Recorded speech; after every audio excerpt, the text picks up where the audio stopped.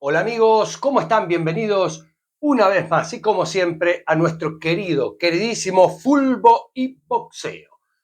Semifinal de la Copa de la Liga, tuvimos que ir, o el fútbol se fue hasta San Nicolás para que allí jueguen Argentinos Juniors y Vélez Sarsfield, buscando el primer finalista justamente de esta competencia. En un partido que tuvo un marco espectacular, ambos clubes fletaron una enorme cantidad de micros para que tengamos un marco realmente saliente, propio del fútbol argentino y dos instituciones señeras de nuestro medio. Una pena que se haya jugado tan lejos verdaderamente, porque entre dos elencos capitalinos, indudablemente la invitación estaba hecha claramente para que el cotejo se disputara justamente en el marco de Cava, por ejemplo en el estadio de Huracán, ¿por qué no en el de Ferrocarril Oeste? Para que no hubiera que trasladar tanta logística, por cierto, tan lejos. Evidentemente existen compromisos de AFA, quiero creer, como para que esto lamentablemente tenga que mudarse tan lejos,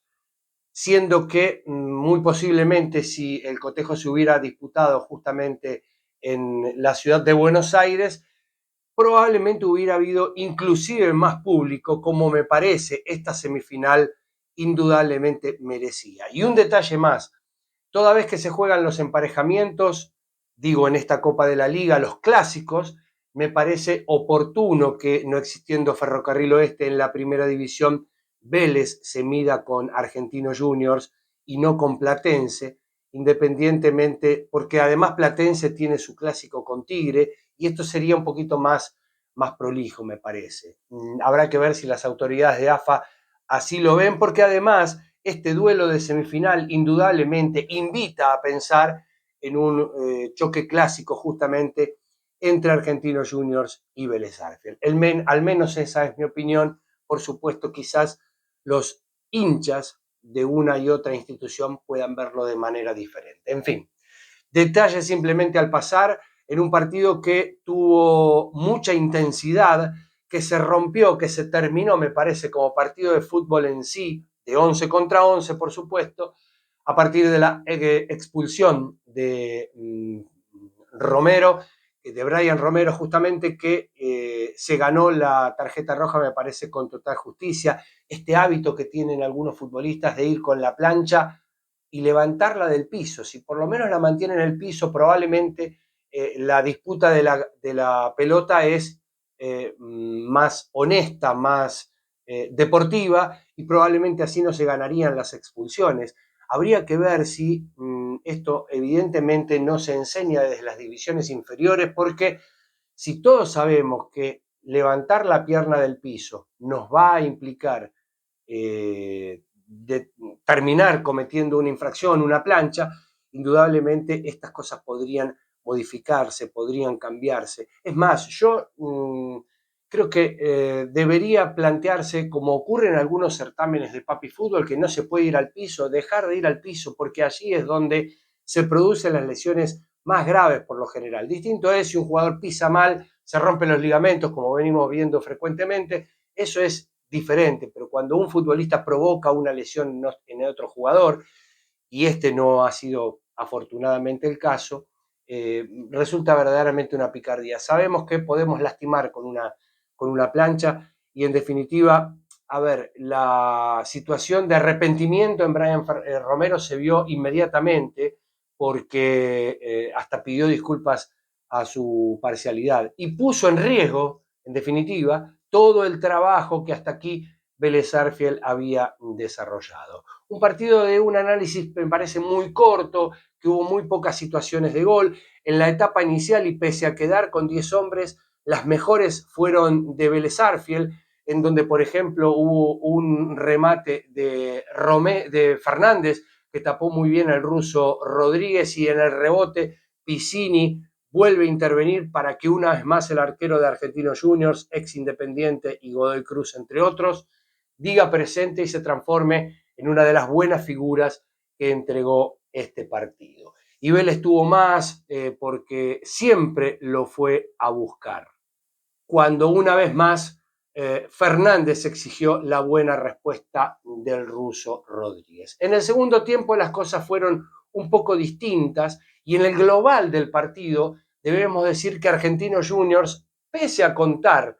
algo así como 80 minutos con un hombre de más, jamás lo hizo pesar. Indudablemente que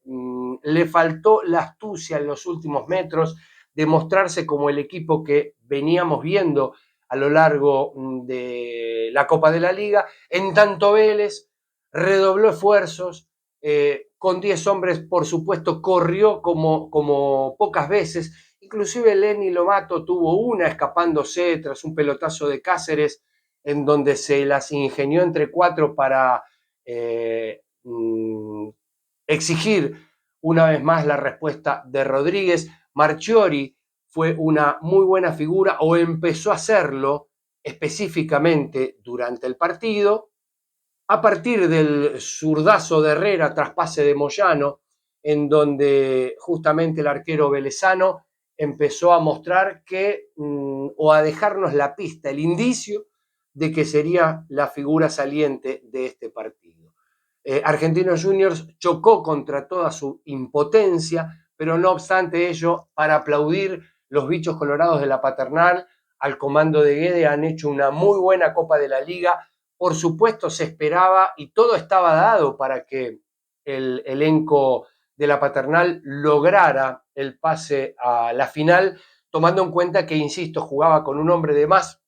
y eso supone siempre una ventaja adicional significativa que en definitiva por propia impericia no pudo capitalizar. En cuanto a Vélez, que la cosa se puso compleja en la definición desde el punto del penal, cuando Méndez erra el suyo y lo ataja Rodríguez, todo parecía indicar ya en el primer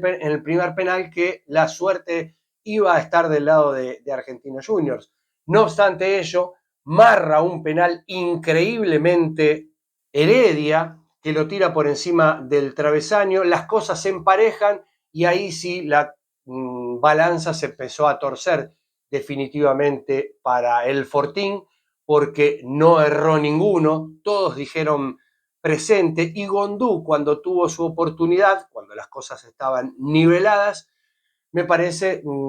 casi displicentemente, podría decir, y esto se contrapone con lo que veníamos viendo de Gondú a lo largo de la competencia, para que Marchiori, con el machete, esto que muestra que evidentemente los penales no son exactamente una lotería, sino que hay un estudio y hay una preparación. Vélez la tuvo, sus protagonistas por supuesto así lo marcaron, y Lenny Lobato finalmente convirtió para darle el triunfo y el pase a la final a un Vélez que sufrió demasiado. En esta Copa de la Liga arrancó las cosas, por cierto, bastante mal. El punto de inflexión, la bisagra, sin ninguna duda, fue su presentación en el Estadio Monumental, donde en un tiempo iba perdiendo 4-0, finalmente el resultado fue 5-0. Normalmente uno puede pensar que un equipo que tiene una derrota tan categórica, muy lejos no puede llegar. Bueno, lejos ha llegado, muy lejos, justamente a disputar la final de esta Copa de la Liga. Esperará a su rival entre Estudiantes de La Plata y Boca, que van a jugar el próximo martes, pero Vélez, que se ha recuperado, insisto, de ese punto de inflexión que significó una derrota categórica, además de las declaraciones del técnico que en ese mismo vestuario del Monumental habló de la falta de actitud de su equipo. Lo usual es que a continuación el técnico sea cesanteado de su cargo, que además los jugadores no le respondan. Aquí ocurrió exactamente todo lo contrario. Vélez inició una remontada espectacular y que tuvo inclusive varios partidos que ganó sobre la hora, lo cual muestra que lo juega hasta el minuto final. Vélez, que además frente a Godoy Cruz, el mejor de todos los clasificados de ambos grupos, jugó con 10 hombres y también lo doblegó. Este equipo que me parece, además, reponiéndose a una situación particularmente anormal y que poco tiene que ver con el fútbol específicamente, en cuanto a la situación esta vivida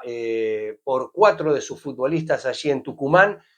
algo que tiene que haber afectado indudablemente a un grupo independientemente de aquellos que participaron o no. Bueno, Vélez es la resiliencia misma. Del infierno ha llegado casi al cielo. Le queda un partido nada más para entrar en la historia a este grupo de pibes,